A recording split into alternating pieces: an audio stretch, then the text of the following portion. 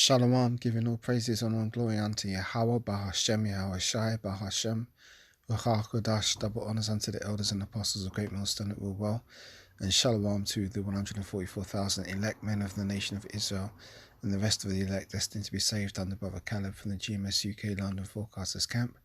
Back with another lesson to help edify those of which I spoke of.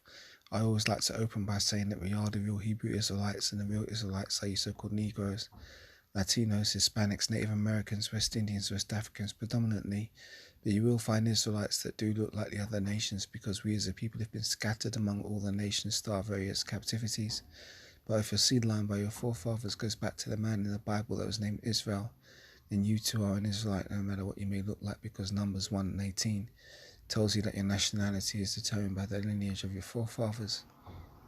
So I've got an article here from the Guardian News. It says former YouTube CEO Susan Wojcicki, how do you say it? Wojcicki dies aged 56. Forgive me, that's a difficult name to say. But former YouTube CEO Susan Wojcicki dies aged 56. Wojcicki had been one of the most prominent women in tech and had been living with cancer for 2 years. So it says Susan Wojcicki, the former YouTube CEO and one of the first Google employees, has died at the age of 56 after 2 years of living with cancer. Her husband, Dennis Trooper, announced the news of her death on Friday. Now, why am I bringing this article out? The reason why I'm bringing this article out is because this woman had a direct hand in coming against the prophets. Because being the head of YouTube, she was one of the primary ones responsible for community guideline strikes and so on and so forth, the terms of which a lot of brothers have had their videos taken down, a lot of their channels terminated, a lot of edifying content has been stopped from reaching the sheep because of this person here. So it's judgment from Yahweh B'Shem Yahweh Shai that she's been taken out because she came directly against the prophets. And what did the scriptures say? You could do nothing against the truth but for the truth, roughly paraphrasing. That's not the one I want, but that jumped into my head. But lost my train of thought, forgive me. Yeah, she's coming against the prophets, and she's fighting against the word of the Heavenly Father, Yahweh B'Shem Yahweh Shai. So let's read a bit more on this. The Google chief executive Sundar Pichai wrote on X, formerly known as Twitter, on Saturday, "Unbelievably saddened by the loss of my dear friend Susan Wojcicki after 2 years of living with cancer. She is as core to the history of Google as anyone, and it's hard to imagine a world without her." Wojcicki, one of the most prominent women in tech, stepped down from her role at YouTube in 2023, a position she held for 9 years, saying she wanted to start a new chapter focused on my family, health and personal projects I'm passionate about. It would be one of the best decisions of my life, Wojcicki wrote when she announced her departure. She previously held a senior vice president. She was previously a senior vice president at ad products for Google before she became CEO of YouTube in 2014. Before Google, Wojcicki worked at Intel and Bain & Company. So from 2014, she's been at YouTube. So that's 15, 16, 17, 18, 19, 20. Well, it's roughly about 10 years. So under this lady's tenure, a lot of brothers have had their content blocked, videos taken down, accounts suspended, accounts terminated even because of these YouTube community guidelines.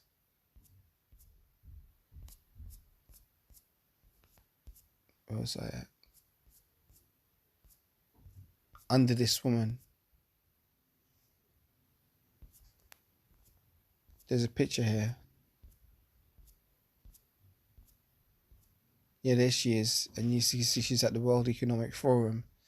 So she's juiced in, man. She was juiced in, and YouTube is definitely designed to try and suppress the word of the Lord. That's what they're trying to do, and she had a direct hand in doing that.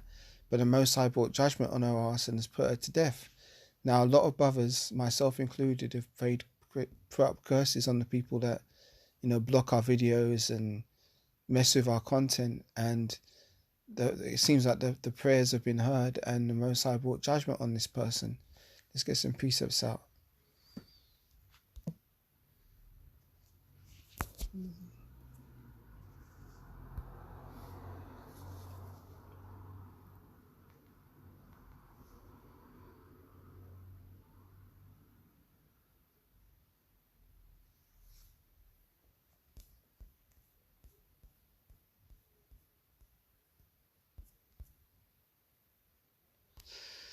Ecclesiastes 9 verse 12.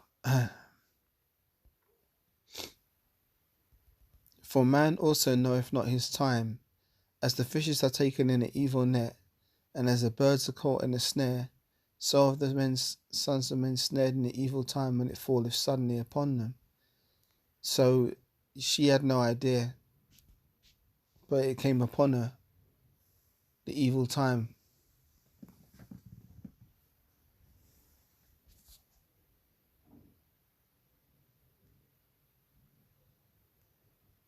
It's like I'm just meditating on what I'm saying.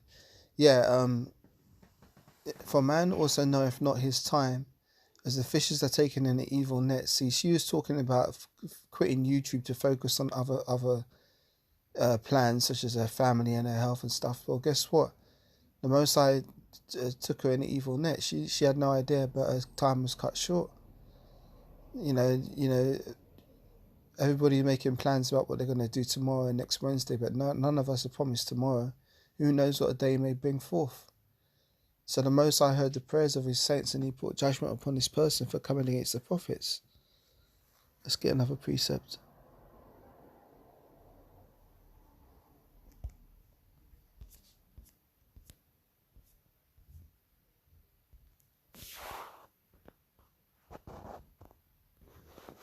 Galatians 6 verse 7 says, Be not deceived.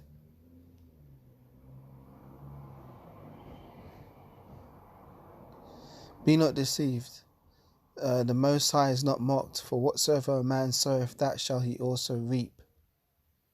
So she sowed discord amongst brethren by coming against the prophets and disrupting the work of the ministry. Even to this day, still getting strikes on my channel for videos done during the time of what Elder Apostle Tar calls the sea ragamuffin. Getting strikes for medical misinformation. Videos still being taken down to this day. They've done. YouTube has been fucking with the prophets for the longest time, man. It's vexing and it's frustrating having to deal with the platform, but it's just part of the conditions of the battle that we're in. Gonna have a precept here. 1 Chronicles 16 and 22 is a good one.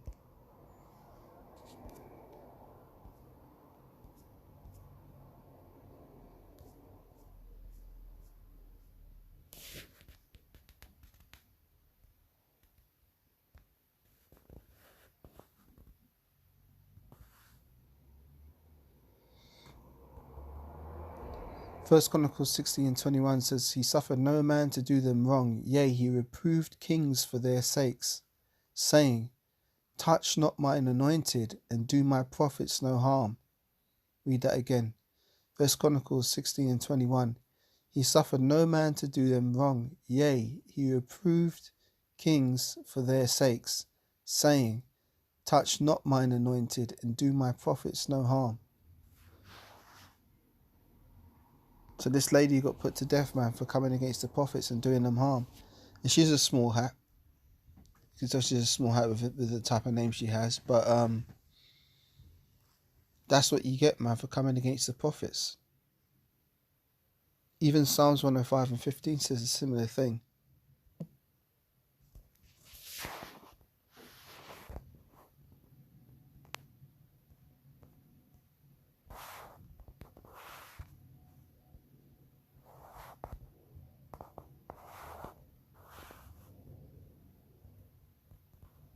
Same thing again, yeah.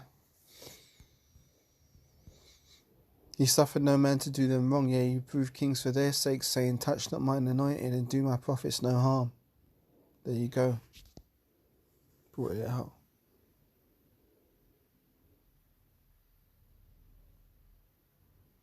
Yeah, man, so keep praying curses upon this place, man. Keep praying curses upon this kingdom and all those that come against the word of the Lord. Because the Most High is not unrighteous, and he's hearing the prayers, and he's bringing judgment, and he's basically destroying this kingdom right before our eyes, man. Although it tarry, wait for it, you know.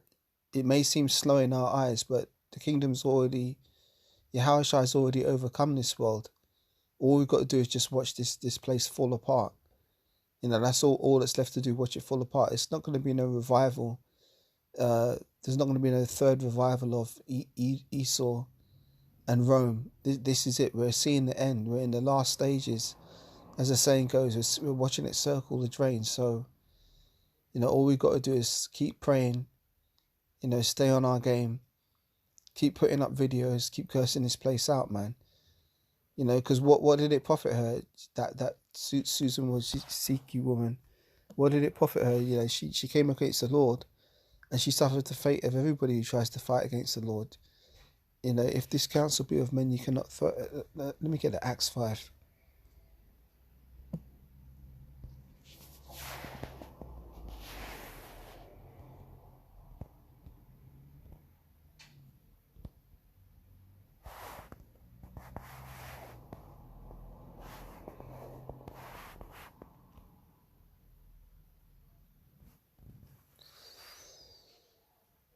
Yeah.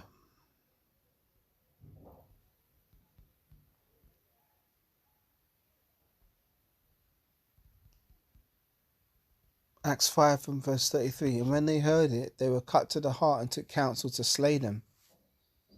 Then there stood up one of the council, a Pharisee named Gamaliel, a doctor of the law, having reputation among all the people, and commanded to put the apostles forth a little space, and said unto them, Ye men of Israel, take heed to yourselves what ye intend to do as touching these men. For before these days rose up Theudas, boasting himself to be somebody, to whom a number of men, about 400, joined themselves, who were slain, and all as many as obeyed him were scattered and brought to naught. After this man rose up Judas of Galilee in the days of taxing, and drew away much people after him. He also perished, and all, even as many as obeyed him, were dispersed. Here's the point. And now I say unto you, refrain from these men, and let them alone. For if this counsel or this work be of men, it will come to naught. But if it be of the Most High God, you cannot overthrow it, lest happily ye be found even to fight against the Most High. So there you go. Read that again for the point in 38. And now I say unto you, refrain from these men, and let them alone. For if this counsel or this work be of men, it will come to naught. But if it be of the Most High, ye cannot overthrow it, lest happily ye be found even to fight against the Most High. So she tried to fight against the Most High, and guess what? She lost. As does everybody who tries to do that. You know, nobody's ever got a W against the Most High, man. So, end on that, man. End on that point. So that, giving all praises, honor, and glory unto Yahweh, Ba'ashem Yahushai, Ba'ashem Ruach double honors unto the elders and apostles of Great Millstone that will well, and Shalom once again to the 144,000 elect men of the nation of Israel, and the rest of the elect destined to be saved. And I'll catch you in the next lesson. All doing Shalom for now.